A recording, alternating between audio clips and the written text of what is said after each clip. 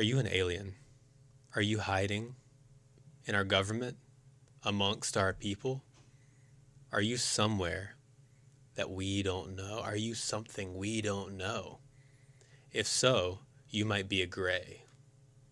And I'd like to welcome you to a new podcast called Grim Logic. Welcome, everyone. This is Grim Logic. I am Taylor, and this is Tyler, my good friend.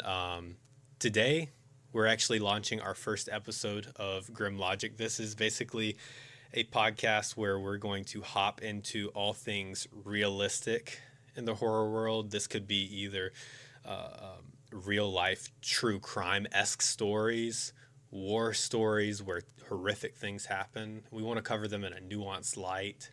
Anything horror historically related. Tyler, let's kind of introduce yourself to everyone and like why you're here, what you're into. Why is this interesting to you, dude? So, like Taylor said, my name's Tyler Jones, and I have an unhealthy obsession with conspiracy theories. And one of the craziest conspiracy theories that I've seen throughout my life is the idea of extraterrestrials or the Greys or little green men, quote unquote. I've done some digging. Okay, so for anyone who doesn't know, the Greys is this alien conspiracy theory. And for this first episode of Grim Logic, we're actually trying to start off a little bit lighter with our subject matter. So this is a conspiracy theory regarding aliens in the government. Yeah, Tyler, do you want to take it away with what this is? Yeah. So, the craziest thing about this particular conspiracy to me is how out in the open everything is. Like, just doing a cursory search, I found a document on the NSA's official website titled Communication with Extraterrestrial Beings. Now, before we get into the info inside that document, just the fact that the NSA on their official website has a document titled that is pretty insane Okay, on its face. so for anyone who doesn't know, can you actually explain what the NSA is? Yeah, so the NSA is the National Security Agency, and it is basically a intel service akin to the CIA that uses covert means in order to stop enemies, foreign and domestic. So these are the ones that you see often in the news that are getting in trouble for spying on Americans instead of terrorists, or lumping a bunch of Americans in to hunting for a terrorist. They're the ones that basically gotten into a lot of trouble a few times for breaching American citizens' privacy. The NSA is this legitimate governmental agency that has stated certain things about extraterrestrials being like legit. But before we even get to the government saying that aliens are like quote unquote real, I want to actually know, do you actually think aliens are real? Yeah, I think aliens are real. Why? Okay, well, why is because it's mathematically impossible for them not to be. You got to think about it like this. We rotate around a single star, the sun. There are billions of stars in our Milky Way galaxy alone. Our Milky Way galaxy revolves around a cluster of other galaxies, and there are billions, even trillions of galaxies in the known universe. That kind of brings in one of the topics I wanted to talk about is the Drake equation, which is exactly what I explained. It's the mathematical equation that points out the fact that because the universe is basically infinite, it's mathematically impossible for there to not just be us, but be millions or even billions of alien civilizations of varying technological advancement. The issue is we know that the universe is expanding. We may not be able to interact with 99.9% of these species. We may never be able to interact with any of them. But to say that aliens don't exist is ludicrous because of the vastness of known space. The only question is, are they visiting us, or have we not established communication with them? What I think is so crazy, and this is just like the pop culture side of like my brain, Mm-hmm. is like you see this with the three body problem. It's a brand new Mm-hmm. show that actually came out on Netflix, I believe it was. But I listened Yeah. to the books before the show came out, and it's all about like alien psychology and basically these interactions that you can have with like if there are aliens out there, how would they think? And then why have we not heard anything yet? What level of basically civilization do they have compared to us? Yeah, can you actually get into that theory thing that you were talking about earlier, the Draco equation? Yeah, the Drake equation. So, one reason why there's a variety of reasons as to why we may or may not have established communication. One theory is we have established communication in one way or another, and the government being the US government, has compartmentalized it as soon as it happened.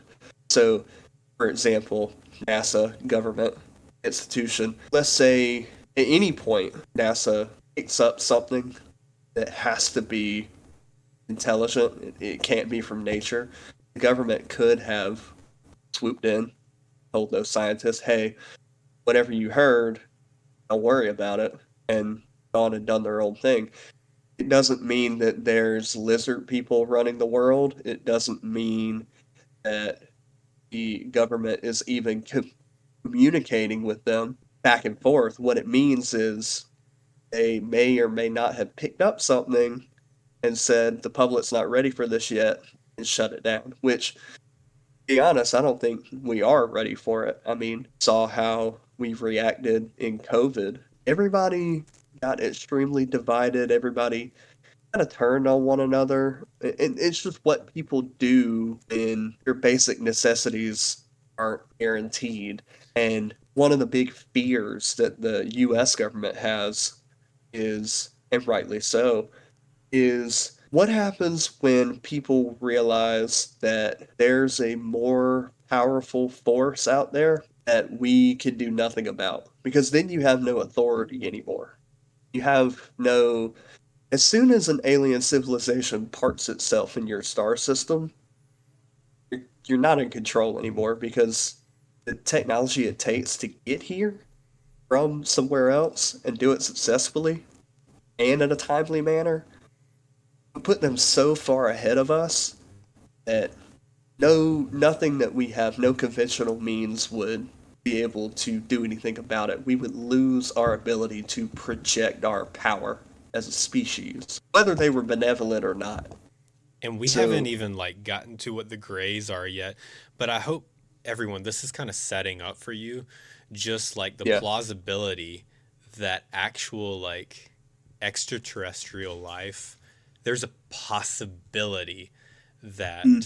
we have actually already come in contact with it and that it's around. Tyler was doing some research on the black satellite. What is it called? Yeah, the Black Knight satellite. Yeah, what So, even is that? And can you explain like you said that it was debunked, but we thought yeah. it was like some extraterrestrial thing that the US or the world found and can you explain that? Yeah.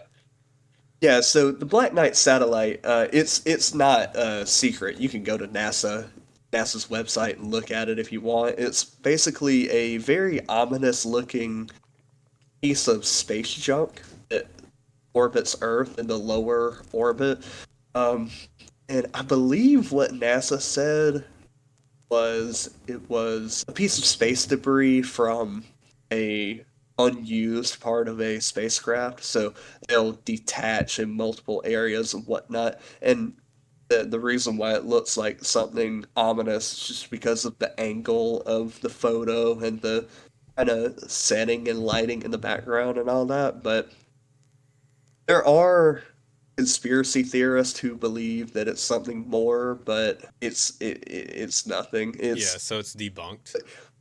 It's debunked. But what was originally thought was that it was what you would call a von Neumann probe, which is essentially a unmanned craft that you could send to a solar system to basically gather data about a planet that you think may or may not have life, and you could colonize the entire Milky Way like that in a couple million years, which in the grand scheme of things is not a long time at all in terms of uh, the time scale of the universe itself. So that's what we thought it was originally, but upon closer inspection, that's not what it is. Yeah, yeah. Okay. So we've had multiple things that we think are aliens Hmm. and whatnot. Okay, you were talking about the NSA actually picking up on some extraterrestrial life, quotation marks again. Can you explain what they found? Yeah, so the first line in the document is "We are not alone," and it essentially talks about a couple of radio, or not radio, but a couple of broadcasts that they've picked up, whether it be through NASA or through a civilian astronomer or through one of the bigger scientific research areas where they have those huge radar dishes where they can point them and pick up signals. The vast majority of signals that are picked up from any frequency that we look at, they could be planets, they could be stars, they could be black holes. All these things emit, nature itself emits a frequency, like the Earth emits a frequency. So does every planet, every star, every black hole, like I said. So there's this thing called the hydrogen line, and that is where it that's where the rubber meets the road. Where if you're broadcasting at a fine-tuned enough frequency, you have to be intelligent. It's not nature anymore. So that's what a lot of astronomers will look for. That's like the Um, scientific way that we know that this is like not made from right, natural things. It's like artificially made. right. Exactly. That it's Gotcha. artificial with a intelligent design to it. Um, Interesting. Okay. You always wonder yeah, like how they would know. Okay. You think about this with the wow signal. You know what I'm talking about, right? yeah, the wow signal. Yeah, The wow signal came in around the year 70s, was it? I think it was 1975. 1975. You actually explain it because I already know you're going to be way on the money than me. So, yeah, so the wow signal got its name from the scientist's name, but he basically was so surprised by it that he circled the transmission that came through with a red pen and wrote "wow" with an exclamation mark beside it because he was so convinced that it was a intelligent signal that we finally got the smoking gun. Hey, we got alien transmission. The thing about that is in science, you have to be able to repeat a result in order for it to be proven. It hasn't happened since then, which is an issue with SETI, the search for extraterrestrial intelligence. Since you have to prove things multiple times, you can't really go off of, even though it's very convincing, can't really go off of the one broadcast. You have to basically painstakingly wait for it to happen again. And we haven't had another And wow signal. we have not had another WoW signal that has stood the test of time like the WoW signal has. Yeah, and I'm putting We've, this up on screen for anyone who is interested. This is actually what yeah, the wow signal looked like. It was like this big up and down graph. So hmm, yeah, yeah, it was kind of crazy that that was coming through and people were actually getting this like discernible, artificial, it seemed, made hmm. thing from space that we were hearing. The other thing about the WoW signal that's interesting is it had blue shift. And what blue shift means is that an object from very far away is coming towards you. And red shift is where you're further away. So whatever it was that emitted that signal was headed to the Earth. It was headed to, well, not towards the Earth specifically, that's a little bit of a stretch, but headed in the direction of our solar system. Interesting, interesting. Okay. So the NSA has claimed that there are deviations in what we are receiving signal wise. Is this what I'm getting from Hmm. you? Okay. Okay. Yeah. We're clear thus far. For everyone who's interested in this article Tyler's linked, I'm going to put it below, but I would like to read just the introductory paragraph just to kind of let you guys understand where they're coming from and what they're saying because it's pretty damning, the evidence. Yeah. Okay. So And the title, oh, sorry, what were you going to say? before you get started on that, one thing about that document is they talk about communications with extraterrestrial intelligence. They talk about it being mostly unsuccessful, but one interesting thing that they do talk about is the different ways in which we are trying to send a message out. So, for example, we'll use mathematics, we'll use binary code, these things, and they include pictures of the messages we're trying to send because these are supposed to be, as far as we understand, universal languages. But the issue with SETI, the search for extraterrestrial intelligence, is we only have our example to go off of. We don't know what's actually possible, and we don't know if there's another technology that we haven't discovered yet that maybe they've done away with radio altogether. I mean, the possibilities are limitless. The amount that we're sending out. I know we sent out that, is it the Voyager craft that has Yeah, yeah, Voyager basically 1 and 2. Voyager 1 and 2 have all of this information on them containing music. I believe it has like Bach and Hmm. Mozart on it. And it has Yeah, basically huge things from pop culture to send off. And it's supposed to live past the Earth. And it's supposed to kind of be this wealth of who we are a snapshot in time of yeah. who humanity is. And that in itself is a really interesting concept because we might come across something like that. We might come across a more creepy answer to the Fermi paradox. The Fermi paradox, for those who don't know, is where is everybody? Where are all the aliens? Because the Fermi paradox is the question that the Drake equation begs. There's supposed to be tons of civilizations, but where are they and why can't we interact with them? And the answer is they could be all around us. It could be that the cosmos operates on a scale in which it's very unlikely for civilizations to rise, live, and fall at the same time. We also don't know the limits to technology. It's not likely, but we could be reaching it.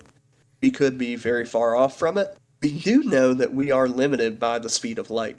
It doesn't seem like a limitation right now, but as humanity hopefully grows and prospers, and hopefully we don't bomb ourselves back into the Stone Age. Basically, if we don't bomb ourselves to death, we Yeah, can basically, if we don't hopefully, have a nuclear war. yeah, we can hopefully get to the point where we figure out like, have we reached the edge of technology, like creation, inventing wise, like, have we Yes. reached that? And another thing about the speed of light being a limitation, let's say you're a alien civilization and you're able to see the planet Earth. Let's say you're 200 light years away, or even let's say you're 300 light years away.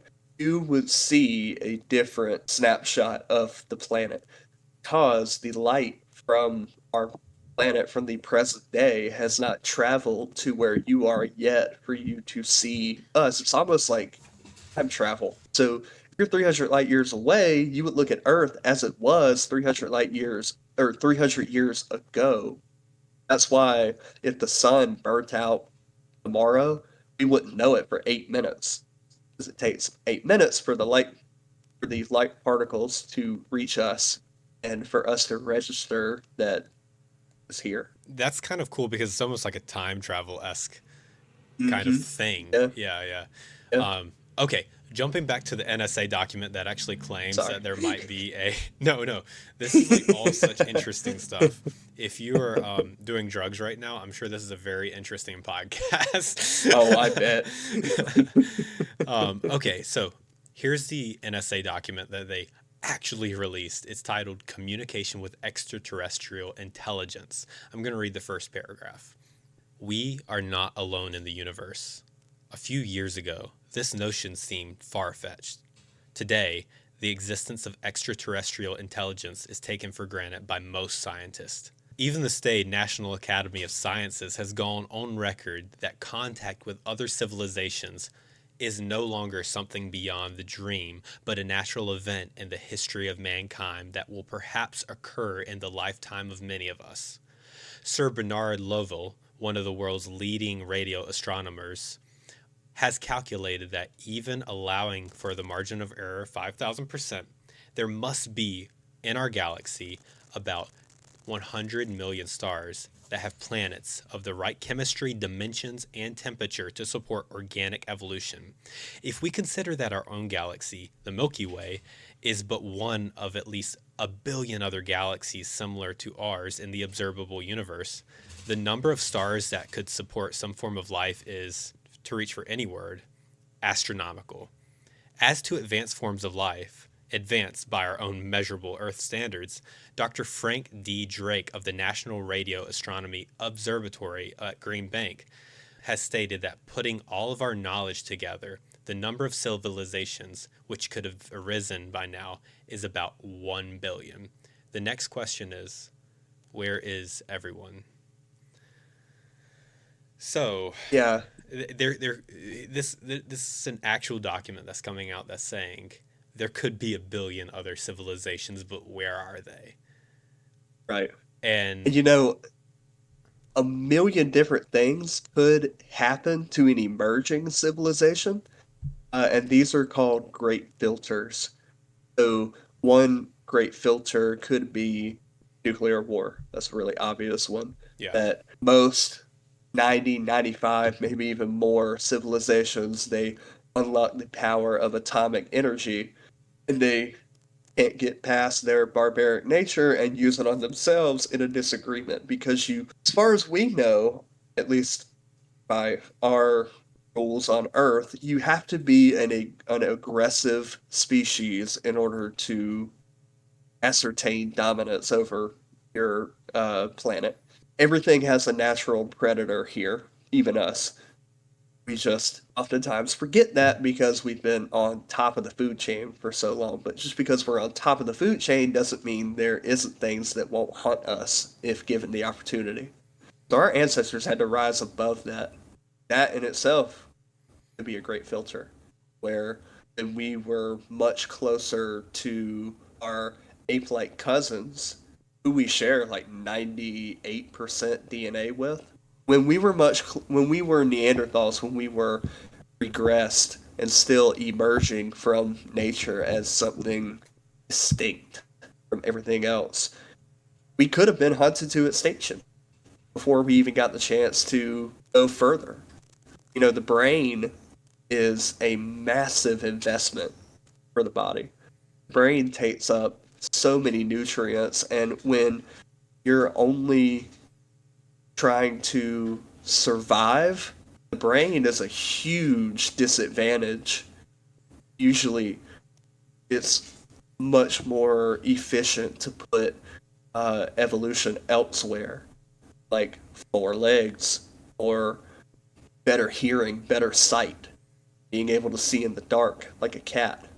These things in the short term are much more advantageous. Brain is much more advantageous in the long term. yeah, no. And it's kind of crazy because it's wild that we had this thing that is the brain that got us to this point. But they Hmm. had, like you were saying, they had to overcome so much Hmm. just to get there. Because the brain Right. wasn't really working for them when the Neanderthal stage, or maybe it was. I mean, No. they were hunting things down, like, Right. and I know endurance played a huge role. That's another thing humans have on other animals is maybe we're not as fast, but we can for sure go longer. Yes, humans are the jack of all trades and master of none. That is how we were able to dominate everything else to such a degree. So it's like you said, when we were hunting woolly mammoths at the end of the ice age and during the ice age, they would run and run and run, and we would always fall behind but always catch up. Yeah, They would always turn around and see the same pack of humans behind them no matter how far they ran. which is absolutely terrifying. We were actually this like horrific animal that can just not Yeah, stop.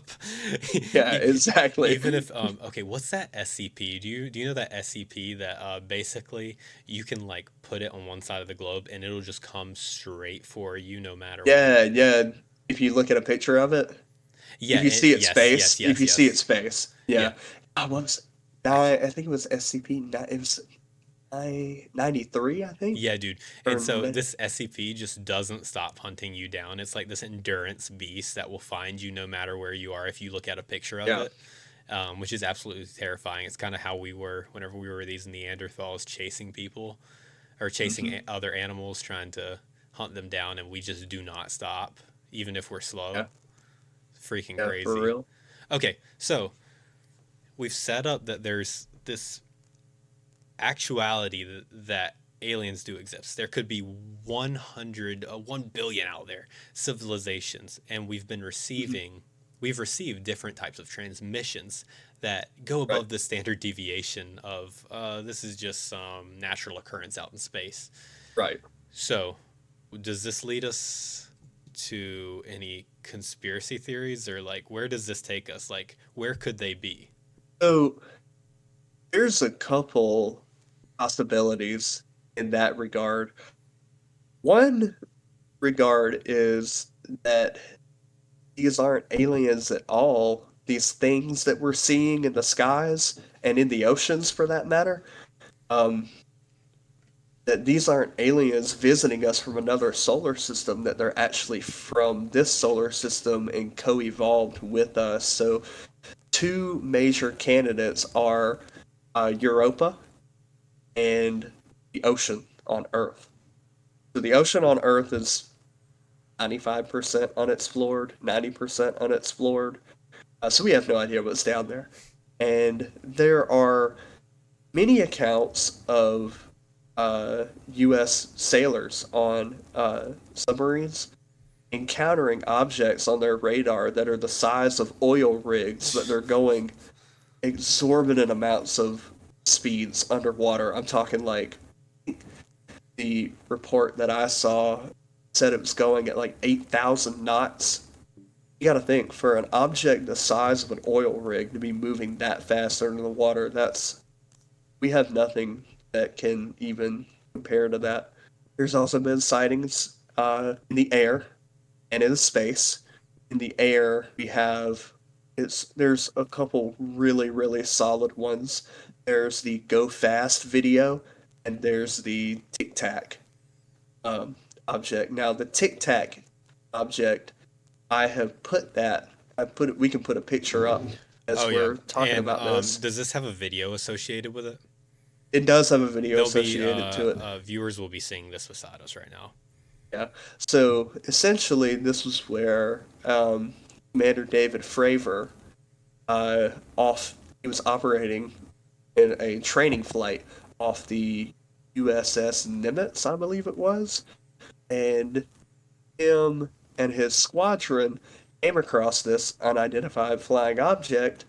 They're called UAPs now. UFO has too much stigma, which I get it, but What does UAP and stand for? UAP stands for unidentified aerial phenomenon. And I'm pretty UFO sure. stands for unidentified flying Flying object. object. Okay, okay. Yeah.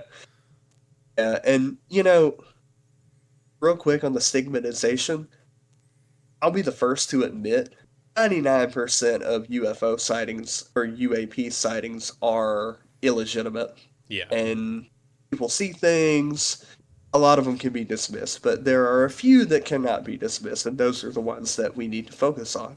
So essentially, what happened is Commander David Fravor was going on a training mission in the let's say, I don't remember if it was the Atlantic or the Pacific Ocean, but essentially, he and his training flight come across this tic tac shaped object that was doing impossible maneuvers in the air, and he was able to, after much difficulty, get a lock on to the target and track it with his FLIR system. FLIR is on a fighter jet is essentially the infrared targeting system. So because he was able to do that, we're able to prove without a shadow of a doubt that what he was seeing was there, Hmm. and he wasn't just seeing things in the sky. So that's why that's important. He was able to get a lock on, and this thing was making 90-degree turns in the air. It was insane things that would jellify a person, completely rip apart anything that we have. It'd rip It apart it was because of the G-force. it would rip apart it because of physics. Yeah, I mean Yeah. this thing was operating outside of the known laws of So physics. if anyone doesn't know, if whenever you're flying in a fighter jet or anything in the air and you start like turning upwards, and I'm going to explain this in a really like crude way. If you're going upwards, there's an amount of force that gravity will push down on you that Mhm. affects your body. And a lot of fighter pilots have to train up their muscles to be able to withstand this G force, gravitational force. Right. I believe that's the name of it, right? It is G-force, yeah. Yeah. And so basically, they have to work it up. If you're going at a 90-degree angle immediately making that kind of turn, there's no fighter pilot who can withstand that amount of G force without their whole body breaking in on itself. Oh yeah, absolutely. And not only that, the jet wouldn't survive that. It would completely fall apart at Like the seams. crumble it. Oh yeah, like a tin can. Yeah, yeah, for Um, sure. like an 18-wheeler running into a little sedan at 100 miles an hour. Like Yeah, you're not making it out of that. yeah, Furthermore, this thing was able to stop on a dime. So this thing was going faster than the jets were, easily, because they had such a hard time locking onto it. Which, by the way, these jets were I think they were fourth generation fighters. Right now, we're on the fifth generation fighter, the F-35. I believe the F-35 is the only fifth gen that we have, but we have some very advanced. They're called four and a half gen fighters. yeah. Um, I think these were just fourth gen. I say just. These things don't miss. Yeah. They do not miss, and they do not have trouble locking onto things. Well, So, fourth isn't that far away from five. no, it's not. I believe this happened. No, it's not. No, it's not. One number off. I believe this happened in 2004, if I'm not mistaken. So this was 20 years ago. Okay. So, yeah, and the technology that we have does not miss. When these things get a lock on, you're not getting out of it. The days of dogfighting in the air have been over for a long, long time. So the fact that this thing was able to, I mean, it's crazy enough that it was able to stop on a dime, make 90-degree turns, and go up, down, left, right, like gravity had no effect on it. Um, but also to be able to evade multiple fighter jets, targeting systems time and time again is unfathomable. Yeah, no, for sure. And so it's kind of weird to me because it's like I don't fly, or I've flown in big like Passenger planes, jets, passenger right? planes before, and thinking about these small objects zipping around is like almost Hmm. you can't really comprehend it. In the three body problem, I'm going to refer to it again. Um, okay, spoilers for this. In the second book, there's a alien spacecraft that arrives in Earth's atmosphere, and we are so prepared to take on this thing. It's just this little droplet. That's what they call it, the droplet. This thing defies physics in that it can turn on the dime. It just bolts through any object. It's not manned by any alien, and it can just decimate anything by smearing its way through ships. And so it's this terrifying object, and this is kind of like a science fiction version of what we Hmm. actually saw. We legitimately saw a thing doing these physics, and that commander actually witnessed this. Yeah, and that's what you just said about it in the science fiction novel and show about it being unmanned. That's something that I would like to touch on. These things probably are not manned because, in fact, I'm almost certain that they're not because even if you have the technology for the ship to survive doing things like that, for the aircraft to survive those maneuvers, I don't think that a biological entity would survive. And you have to also think about what we would do. Why would we send biological beings, our members of our species, why would we send them supposedly to a faraway place, assuming they're from space, from outside of our solar system, or even from Europa or a moon that could uh, hold intelligent life? Why would we risk lives when we are advanced enough that we can send a probe, often referred to as a von Neumann probe, where we can collect all this data and we can show whoever's living there, if we're benevolent, hey, this is what we can do. Why And is it called that? he What does is that mean, von Neumann? Neumann was the scientist who thought of I think, was he a scientist or a science fiction writer? I can't remember, but he was the one who basically conjured up the idea of a probe that is basically one of a fleet of Hmm. millions or billions of probes that you send one or two to each solar system in the whole galaxy, and you can get a readout of everything in the Milky Way or whatever galaxy you're in. Yeah. My dog is sniffing my phone. Anyway, Okay. So basically, we, as we stated earlier, there's all this evidence that aliens are real. Overall, where does this lead into with the Greys? What does this mean? so the Greys are essentially, from what I understand, your classic alien being kind of physical structure where they have silverish gray skin, have the big black beady eyes, hairless, minimal muscle structure, essentially.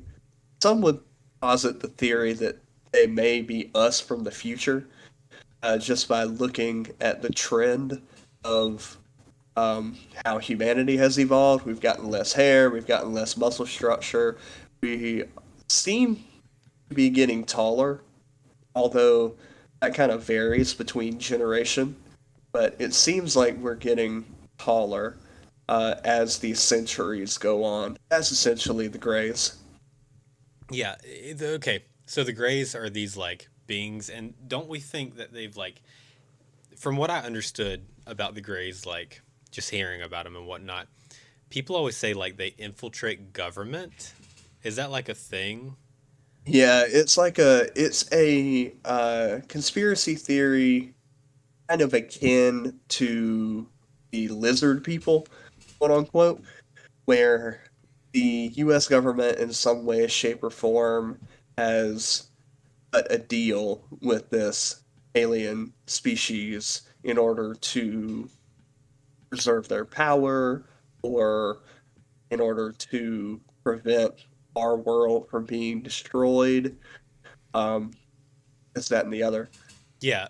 So, Whenever I saw the Greys, like, or at least I think of them, it always reminds me of, I don't know if you know what this is. Do you know what the rake is? It's a yeah, creepypasta. It looks yeah. I know what the exactly rank in my is. brain like the rake. Mm-hmm. Let me Yeah. actually read to you guys off of creepypasta.com what the appearance of the rake is. The rake is the name given to a strange, pale skinned creature that stalks its victims on all fours and has the appearance that somewhat resembles a mutated dog. The fanged and taloned creature is commonly said to live in the woods or forested areas. So, before you continue, in my head, there's two theories. Mm-hmm. These grays could be in government. That's what a lot of people say. Mm-hmm. But also, they could be out in the wilderness and the rake could be real. I mean, I mean, so if we are being visited, um, it's definitely likely. I guess the only question is if we're being visited by manned or unmanned craft, or both, Yeah. because it could be both. It also could be, like I said earlier, that we've evolved alongside them, where they found their way in the ocean, um, or on an ocean in Europa, or from a nearby star system, If you want my like opinion, only dude, a I don't think it's far fetched. The Greys, these alien like creatures who are more sophisticated, smarter than us, in government, either maybe steering us on a solid direction or potentially doing nefarious things in order to enhance their own lives. What I'm saying is that every billionaire is an alien. they just have to unzip the suit Yeah. like in Doctor Who. An interesting thought that you maybe have is the fact that the UFO UAP sightings really picked up on our planet after the atomic bombings of Hiroshima and Nagasaki in Mm. 1945.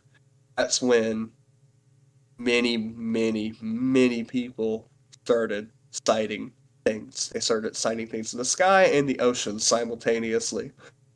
Um, It's almost like it so it could awoke have, something. yeah, or almost like they saw what we did and said, "Oh crap, we need to contain them." Like Yeah. we need to, because the nuclear weapon changes the game. Maybe we are amongst a bunch of rudimentary civilizations that are all being managed by a super intelligent, hyper advanced civilization that arose before the rest of us. And every time we reach a certain technological threshold, they give us a lot of attention. They say, okay, these things have a nuclear weapon. These things have nanotechnology. This is You like know, almost akin to freaking like what is it called? Simulation. It's not even a simulation, but mm, it's like yeah, we are their game. We are their zoo almost. yeah, Imagine yeah. like And it could be that they take the role of like a mentor where they know if they expose themselves, going to be a huge panic, society collapses, they have a lot more to rebuild, this, that, and the other. Instead, let's nudge things in a certain direction so that things get better. There was one scientist, he called alien aircraft that crash onto this planet gifts instead of crashes. They're not crashes, they're gifts. These things don't crash. They do this purposely so that we can reverse engineer the technology and we can go in a better direction. So, interesting. uh, So it's like a and this was positive somebody, slant on it. It's like making it yeah, like they're working with us, for us, helping us out.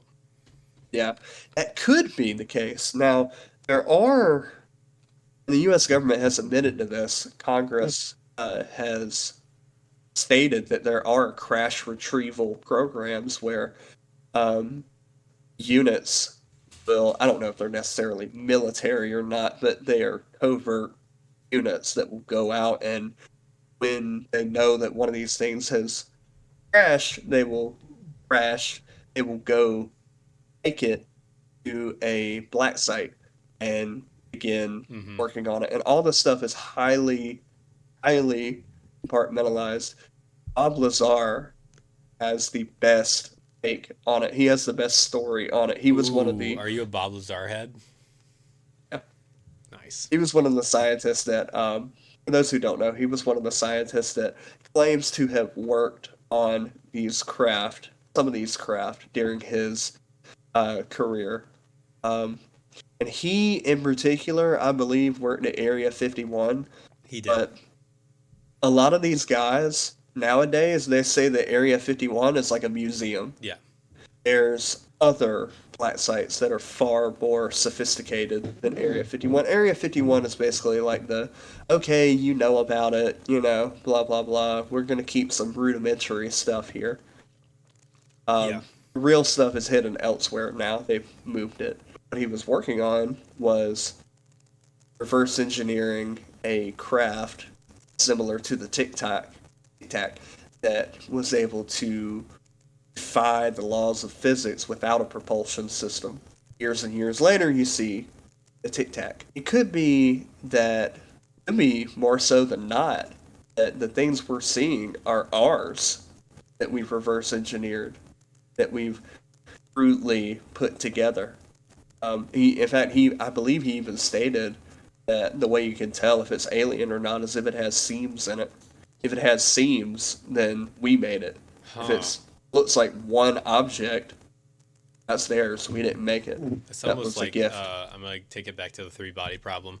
The Yeah. droplet that's sent here is literally just a spherical thing, and the viewers have seen this. I've pulled Yeah. it up, but it's this. It's literally just like a drop of water, and it's like a mirror, so you can barely Hmm. see it. Especially if it's in space, it just looks like it's another part of space, and there's no seams, there's no cracks, there's no way to get into it. So it Hmm. can't be man-made. Like you're saying, Bob Lazar Right. might have been kind of on it about that one. That's right. That's right.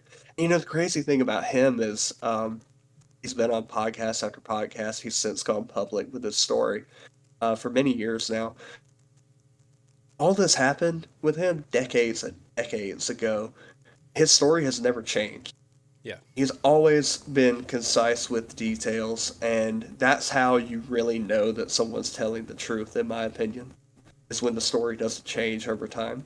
I agree. So can I try to piece these conspiracy theories together? We Yeah. have one that says these aliens are working in government Hmm. maliciously. The Greys, they're working in government maliciously against us. That they're Right. pulling the strings. They're the puppeteers of destruction, trying to Right. basically play with us. We're their animals. There's Keep another us one, divided. keep us divided. There's another one that's saying the Greys are these aliens in government, maybe, or not in government, but they're here just watching us, and maybe they serve as mentors in government, or they serve as mentors far away, just kind of Yeah. doing their invisible hand on society, trying to steer us in the right direction. Yeah. Dropping hints. They may not see it as their responsibility to necessarily directly intervene, because if you have someone holding your hand throughout every step of the way, did you really learn anything? You know, Yeah. like, or did you just do what you were told the whole time? They may drop hints from far away, from outside our reach, because they know that we're not ready yet. So their aid could be from a distant area. Hmm. It's almost like And they wouldn't the have to be. Oh, sorry. What were you I gonna was say? just gonna say it's almost like the argument that like a lot of people who are in the Christian religion might make about like Jesus or God basically being Hmm. this Yeah. being that's giving you this free will to do what you want. And so you have this free will and you have the power to move in society how you choose, but Hmm. he, they, she is there as a helping hand to basically, if you ever need guidance, you can ask for it, but it's your decision at the end of the day. They might serve as this almost like Right. religious like role helping Right. humanity out, but still Yeah. giving us free Definitely. will. Yeah. Definitely. And to go back to the biblical example, when God created humanity, God didn't create robots, obviously. God created free thinking people, because love isn't love unless it's genuine. And you have the freedom to despise God, you have the freedom to love God, you have the freedom to believe or not believe in Him. And you go through your life with that freedom always liberating you. And it's always your decision whether you want to take a good path or whether you want to take a bad path or whether you want to take a neutral path. And I think that is something that these extraterrestrials are doing to us, which is, here's the tools. You guys need to decide what path you want to go down. Okay, so we have our two theories about what their role could be. Is there anything else Hmm. people think that these grays are I'm throwing mine out there. I'm throwing one out there, which is I think that these guys are the rake in the woods. I'm sticking by it, dude. I'm sticking by it. They look too Um, similar.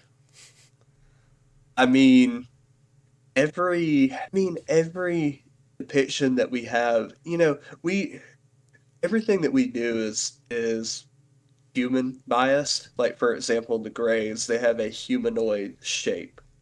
Uh, it's the uncanny valley here that we have, where you see something in the woods and it kind of looks like a human, but it's not. There's something up with it. There's something wrong with it, and that kind of makes the hair on your neck stand up, and you start kind of looking, what is that thing? You know, I feel like that's how we perceive aliens. Are always in the periphery. I think there's something to be said about our biology.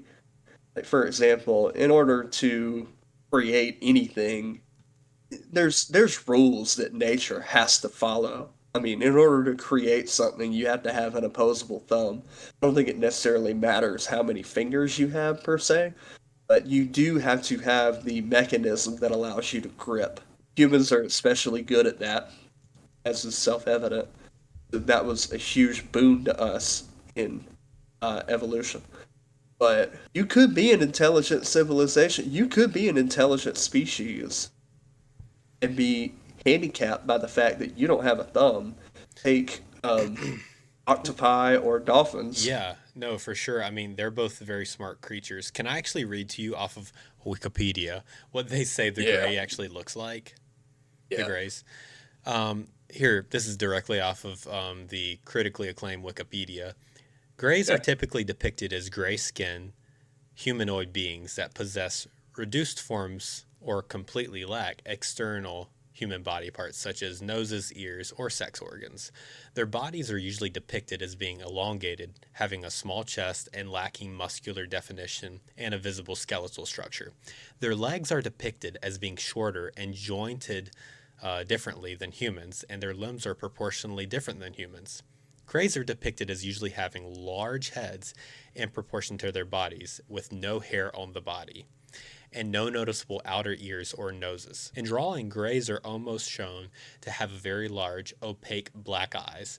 They are frequently described as shorter than average adult humans. They kind of look like your standard like green alien, except for these guys are Hmm. gray. They can try to take the form of human.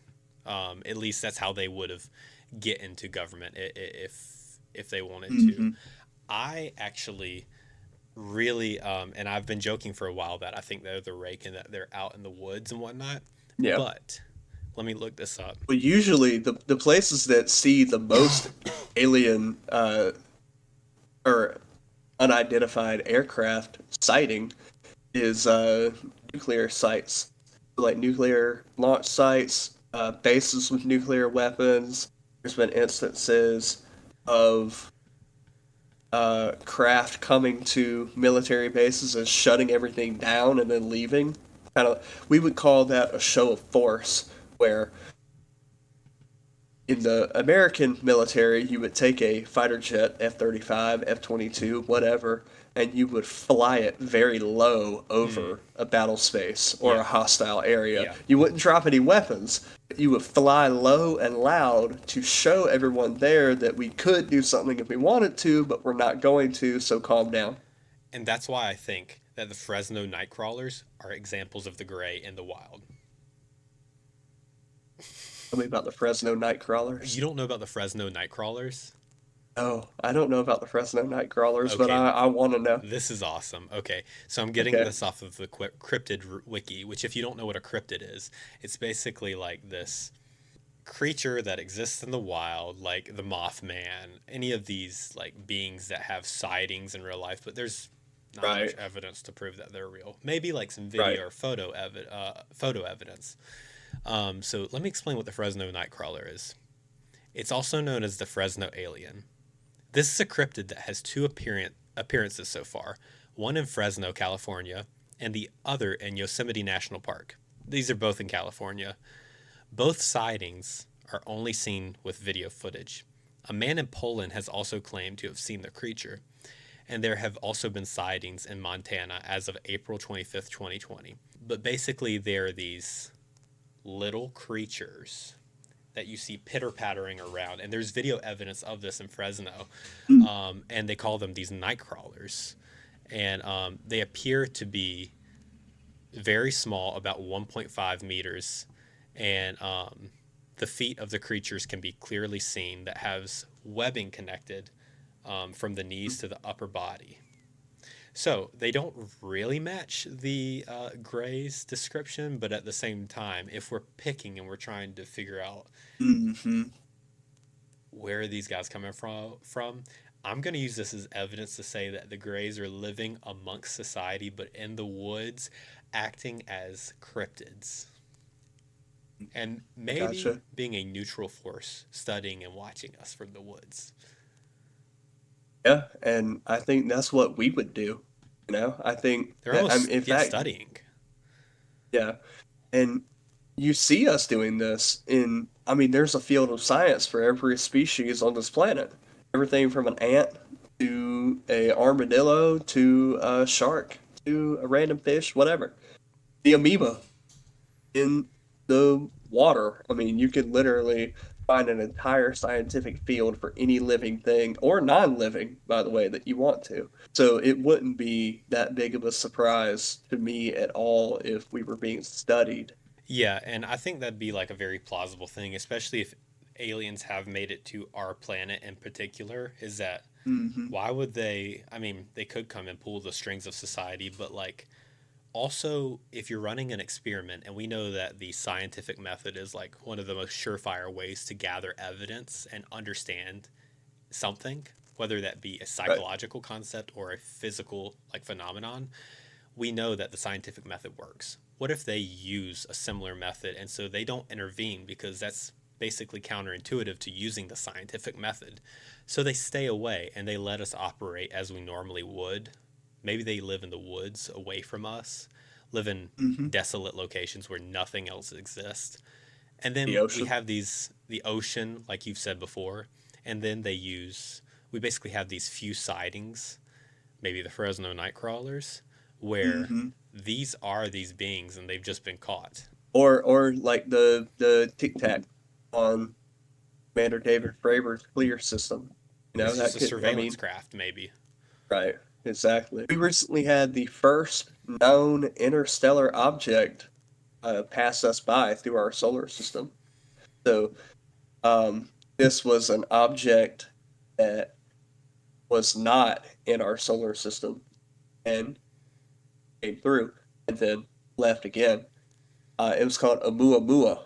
It was called Oumuamua because I think it was spotted by a Hawaiian observatory in Hawaii, and we can put a picture of it. We can put an artist rendition of it.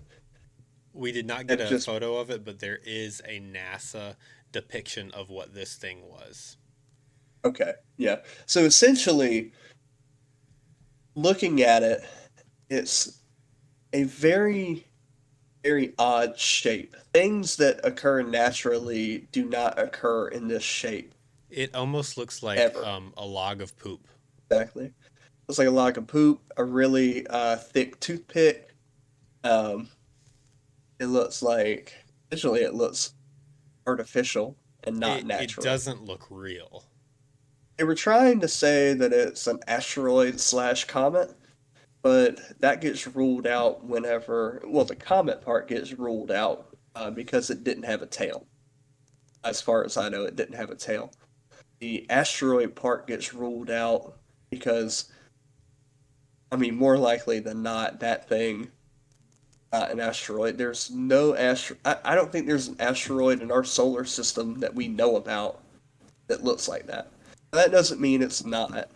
That just means it's highly unlikely based on everything that we've seen Let me read so about the far. discovery of it real quick.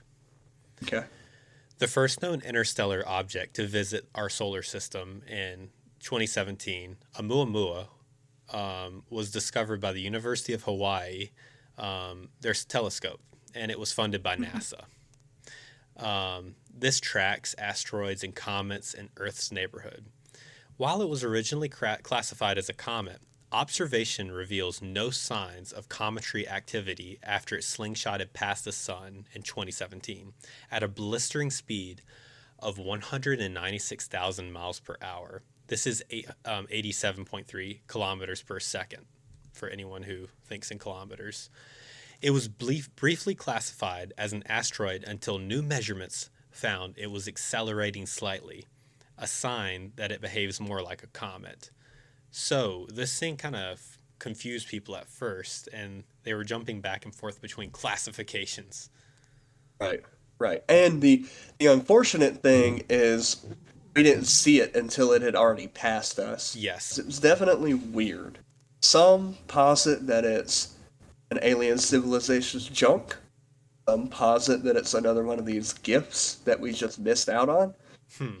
Some posit that it's just a rock. I think it's one of the first two, not the third, because rocks don't form like that in space. Yeah, it's interesting because, I mean, Hmm. it doesn't look like other things that I've seen presented. Like, it doesn't look like a comet to me. The shaping's just too distinct and odd. Now, a more grim, see what I did there? Uh, Oh. oh yeah, a more grim uh, theory is that it could be like a Voyager 1 or Voyager 2, Hmm. except from a civilization that's died out, that's on extinct. Hmm. And it could add basically, knowledge about what that civilization was like. The uh, civilization putting its best foot forward, essentially, Yeah. to the rest of the universe, a tombstone to the rest of the universe, talking about this is what we were, this is who we tried to be, but we're gone now, Yeah. essentially. Imagine if and this is a plausible scenario for us. Imagine if one day you realize that a asteroid or comet is coming to hit you, and there's nothing you can do about it. Try to nuke it, it just turns into more rocks of the same mass, so it'll still do the same damage, just in a bunch of different areas instead of one. You can't move the Earth out of the way, and it's too late to move the asteroid or comet out of the way. So it's coming to hit you, and it's a doomsday scenario. I feel like amidst the chaos, humanity would do maybe like a Voyager 3, where we do like an updated version of our final moments, a relic of us, and send it out into the stars for it to eventually, millions of years later, billions of years later, possibly come into orbit of another civilization. Yeah. I genuinely wonder, like, it's crazy. And I guess for us, okay, let me explain this, how it's coming into my head. Yeah, yeah, Mass extinction events happen pretty often on the grand scale of time. It's just, us as humans have a different perception of what time is. yeah. Therefore, I believe there's been five and we're mass moving into the extinction. sixth one. Yeah, That's what they yeah. say. Um, and so, which I also believe in. I believe in global warming and what everything. So, just putting that out there. Um, so does Tyler. I know he believes in global warming. Yes, yes, There's too much evidence to point towards it, and not enough on the other side. yes. But anyways, Exactly. moving past that, these mass extinction events aren't far fetched to realize that another civilization might have had it. Jumping back to the three body problem, the aliens that we basically come in contact with are called trisolarans. They're called this because they have multiple suns. This has led to their civilization having mass extinction events over and over and over again. So they keep on building up, die Mm-hmm. back down, building up, dying back down.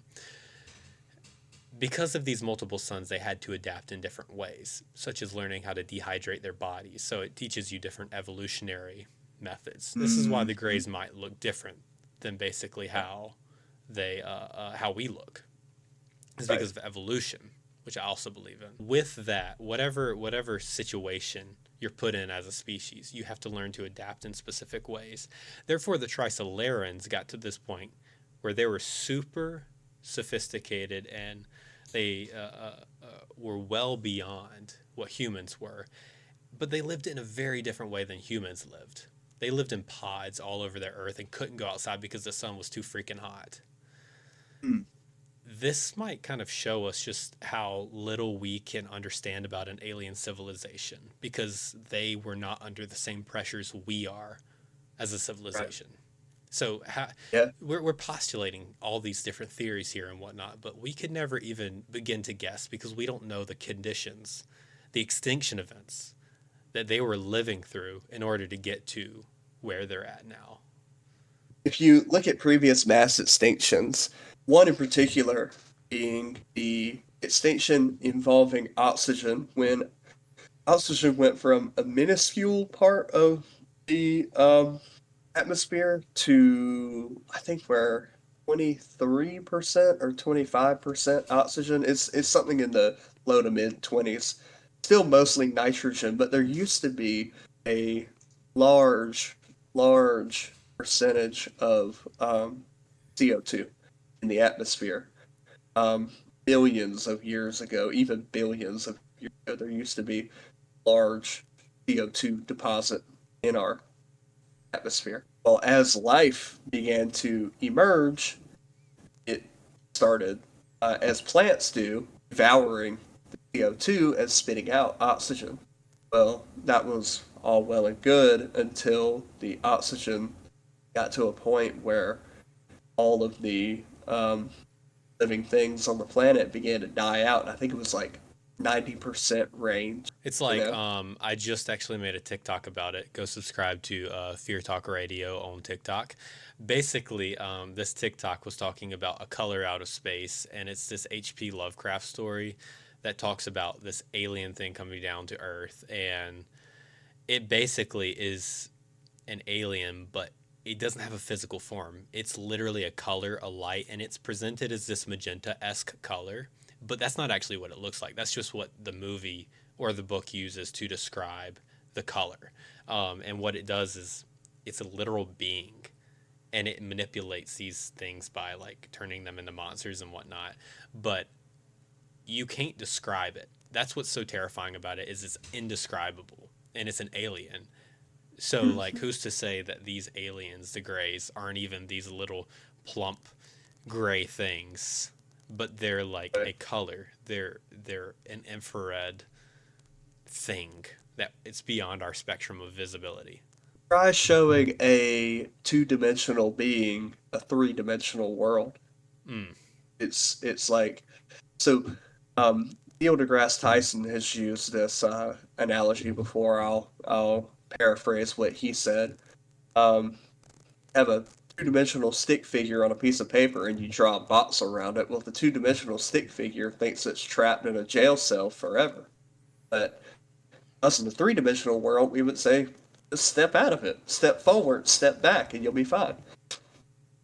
However, that's not a thing, you know, for a two-dimensional being. Yeah. So aliens could these beings could be operating on a four-dimensional scale. Uh, they could be they could perceive the universe in a way that we just can't. And you add a fourth dimension to something such as a tesseract, um, avenues open up to you Can you that explain that? previous. Tesseract. Yeah, so a tesseract is basically a square within a square. It's basically an object within an object. Um, it basically adds extra layer to the three-dimensional world, and it opens avenues that were previously invisible So, to so, so us. let me get this straight. Basically, a magician always has a tesseract on hand, and that's how they get the rabbits out of the hat. Basically. Okay, okay. I think I'm catching it because I only know about the Marvel depiction of a tesseract, and that Loki's always like hungry for it. Well, well, basically. A four-dimensional being would operate in the sense that it could control time per se. Um, so like us, we operate on a linear time scale. We have past, present, and future. We are currently in the present. We are always in the present. Future is a concept. The past is a known fact that happened. You can remember the past, but we can't go there. We can go there in our minds, but we can't go there physically. We can't go to the future physically either. We have to wait. We are traveling through time at a rate of 1 second per second. Let's say you have a three-dimensional being in a jail cell, so you have a roof, a floor, four walls. Can't get out. A four-dimensional being would say, well, why don't you just move to a time that you're not in the cell?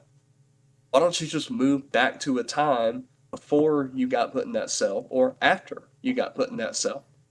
Easy. For us, it's impossible. For them, it would be done. You know? What we're talking about is basically the limitations of humans. And what we're Right. talking about and we're trying to get at is aliens could be so far removed from the human experience that it's hard for us to postulate what their experience is. That's right.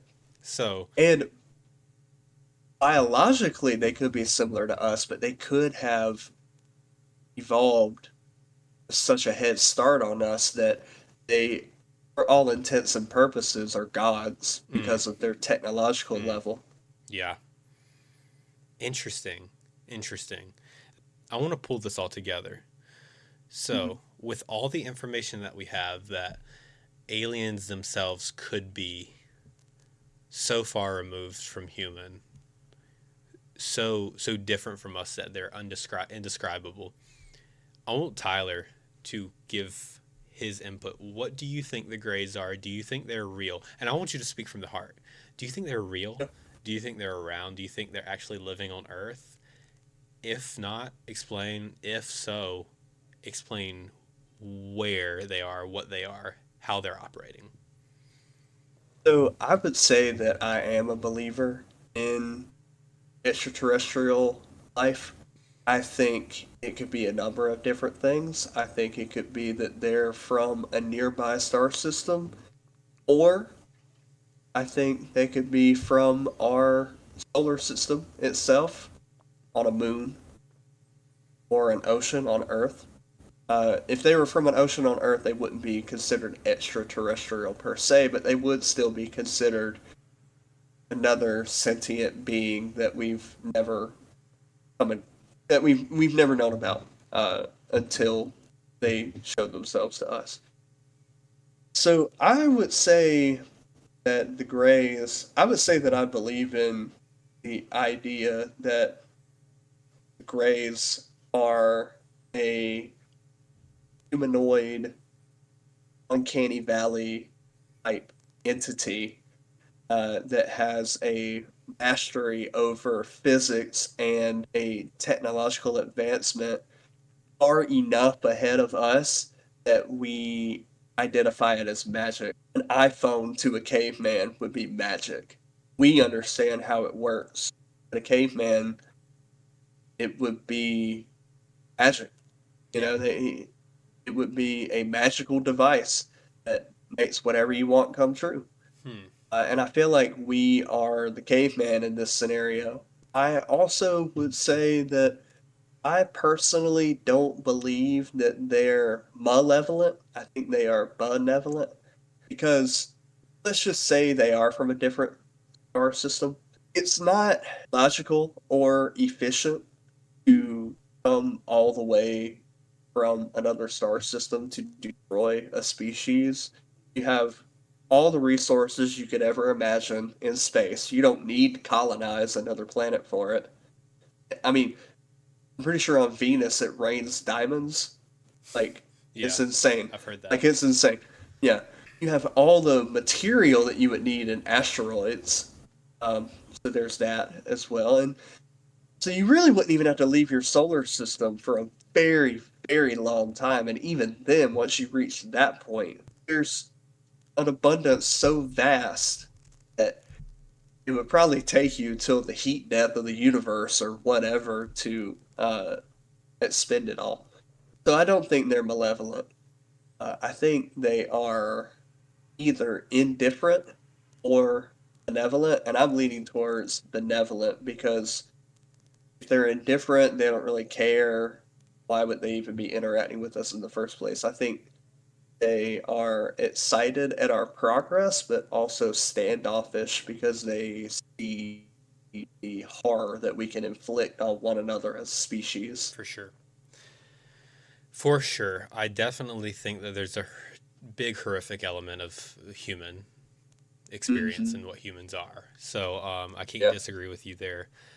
I genuinely don't. I mean, this is going to be such a cop out answer, but I don't know. Like, my answer is I don't know. Yeah. But if I had to guess, I'm gonna guess that they are not the rake, but they do. I think if they are on Earth, they're operating outside of human visibility. They're operating somewhere we aren't. Maybe Antarctica. Who knows? In the spots that we aren't studying. They're just far off, and they're watching us. I don't know if they're necessarily benevolent. I think they're neutral. I think that we would just be a thing to them, kind of like how humans treat animals in general. There is a extractive relationship that we have to animals in which we eat them, of course, and so we gain something from them. I basically think that our relationship to animals is, or our relationship to the grays is that of humans to animals, and I believe that we are the animals to them,